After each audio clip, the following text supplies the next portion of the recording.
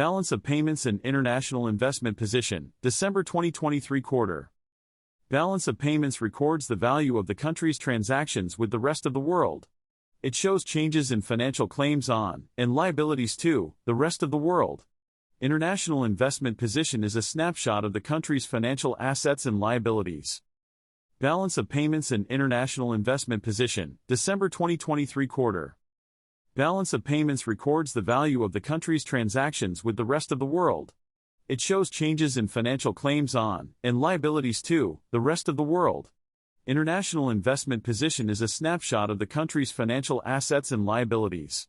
New Zealand's seasonally adjusted current account deficit widened by $167 million to $6.9 billion. The current account deficit for the year ended December 31, 2023 narrowed to $27.8 billion, 6.9% of gross domestic product, GDP, from the $33.4 billion deficit in the year ended December 31, 2022, 8.8% of GDP. As at December 31, 2023.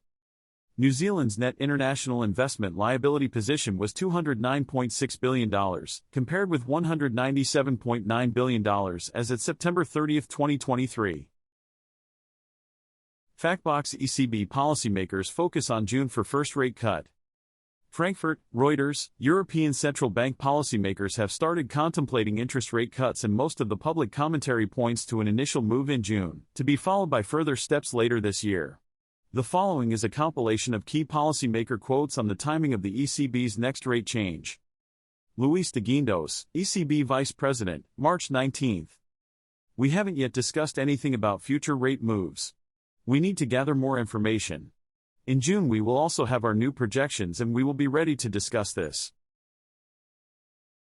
BOJ cuts maximum limit of JGB purchase amount after major policy shift.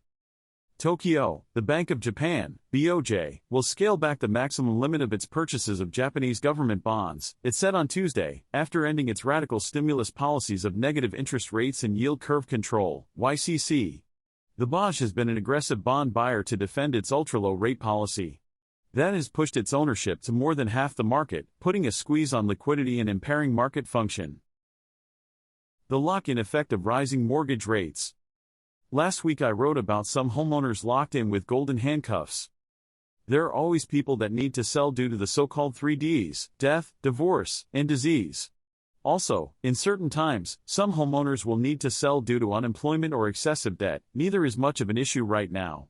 And there are homeowners who want to sell for a number of reasons: upsizing, more babies, downsizing, moving for a new job, or moving to a nicer home or location, move-up buyers.